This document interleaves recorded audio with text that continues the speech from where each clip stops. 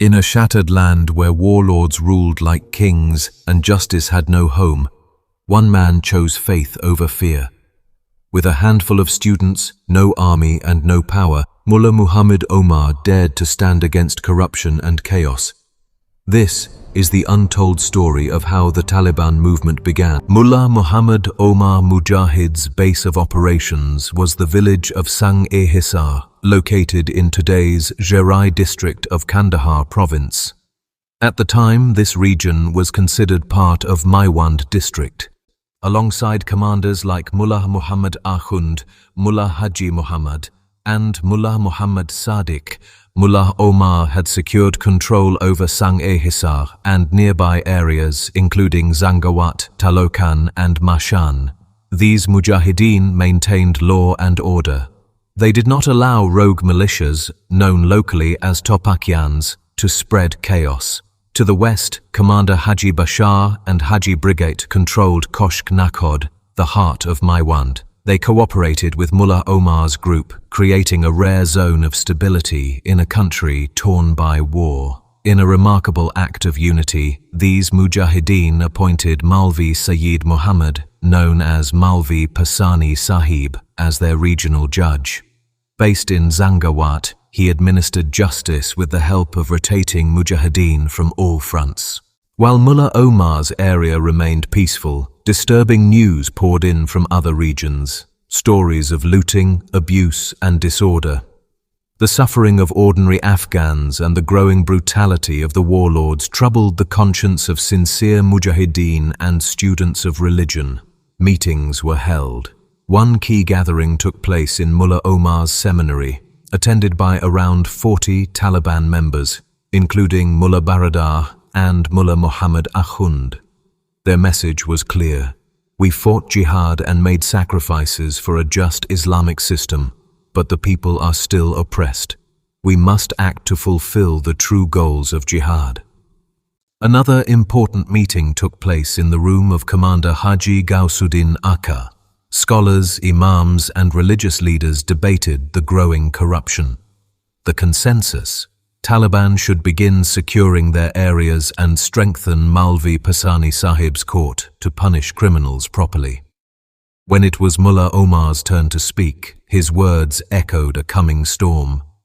The warlords have abandoned everything for their cause. We must do the same. Preventing corruption is now our greatest duty. We must stand for Allah's religion, just as they stand for their corruption. But once again, the meeting ended without a decision. As Maulvi Abdul Rahman recalled, Mullah Omar was disappointed, but he said, "Meetings won't solve anything. I will rely on Allah and take action." In a later speech, Mullah Omar described this moment of trust. "I was teaching in a small seminary with 15 to 20 students. The land was full of corruption. No one believed reform was possible, but I relied solely on Allah. That trust gave me the strength to act, because true trust in God never fails." Mullah Omar was not a man of impulse. Before taking action, he sought religious approval, a fatwa.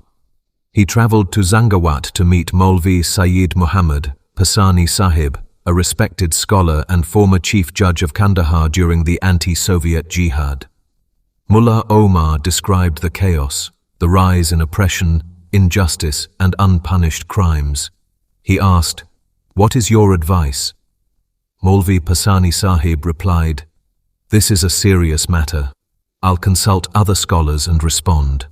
The next day he gathered Maulvi Abdul Khalik, Maulvi Shah Muhammad, and another scholar. They deliberated until evening. Their verdict: "Your struggle is necessary. We support your intention to end corruption." Mullah Omar asked them to join from the start, but Maulvi Pasani Sahib replied, "If your movement fails, we, unarmed scholars, will suffer. We will support you privately. When Allah grants you success, we will stand beside you openly." They honored that promise. After Kandahar was captured, Maulvi Pasani Sahib became Chief Justice of Kandahar's appellate court, serving until the American invasion. After receiving the fatwa, Mullah Omar visited the base of Shahid Lala Malang's group, now led by Mullah Mohammed Ahund, to share his plan. With support from teacher Fida Muhammad and other mujahideen, he returned to Sang Hisar. He dispatched Mullah Gul Aga to his seminary and Commander Haji Bashar's vehicle back to Maiwand. Then, with Maulvi Abdul Samad, he began visiting village seminaries in Zangawat, Talokan, Mashan, and across Panjwai, rallying students and preparing for action. Critics claim the Taliban rose against a legitimate government, but the facts say otherwise. At that time, Afghanistan had no unified system of governance. The nation was ruled by rival warlords. There was no central power to prevent corruption or uphold justice. In truth, the Taliban's uprising was against warlord tyranny, not against a lawful government. To prove its legitimacy, scholars published a fatwa on February 16, 1995, in Kandahar, titled Fatwa of the Scholars Regarding the Jihad of the Students, Ifta'ul Ulama fi Jihad al-Tulaba. This fatwa served as a religious green light for the Taliban's movement to restore justice and order. The first practical step taken by Mullah Mohammed Omar to launch the Taliban Islamic movement was visiting rural madrasas and collecting the names of Talibs willing to join the fight. Mullah Omar later explained, "People might ask when and how this movement started, who supported it, who trained us. The truth is, it began with me reading a book in a madrasa. From Sang Hisar, we walked to Zangawat. A man named Sawar from Talokan gave us a motorcycle. From there, we rode to Talokan. I sat in front and Maulvi Abdul Samad rode behind me. We arrived at a daira, circle, where 14 Talibs lived. We gathered them and said, 'The religion of Allah is being trampled. The corrupt have taken control of the area. Robbery is widespread. People's honor and property are being violated. This cannot be stopped by slogans alone. We rise solely for the sake of Allah.' We told them, 'No one has promised us a single Afghani, not even a piece of bread. If we must, we'll beg from our own people. This is not the work of a day or a week or even a year.' These corrupt men sit in their trenches under the scorching sun, boldly defying Allah, and we, who claim to serve His religion, why can't we stand up and defend it openly?" I asked them, "Will you do this or not?" None refused. They said, "We have our studies, but maybe we can help on Friday night." I asked again, "And after Friday, who will help then?" "Allah is my witness, and I will testify on the day of judgment." I left that madrasa and went to another. There were 7 students there. I gave them the same message, and all 7 gave me their names. By afternoon, we had enlisted 53 Talibs. This wasn't about elders versus youth. We were one ummah. It was a divine test, and I was facing it for the first time. Mullah Omar and Maulvi Abdul Samad went into each hujra, student room, and told the students, "If you are ready to fight corruption and uphold Allah's religion, give us your names. But remember, you may be martyred. You may face defeat. This is a path of total sacrifice." By the afternoon of the second day, Mullah Omar returned to Sang Hisar with a list of 53 volunteers. They had pledged to arrive the next morning, ready to begin. He gathered his remaining Talibs and explained the mission.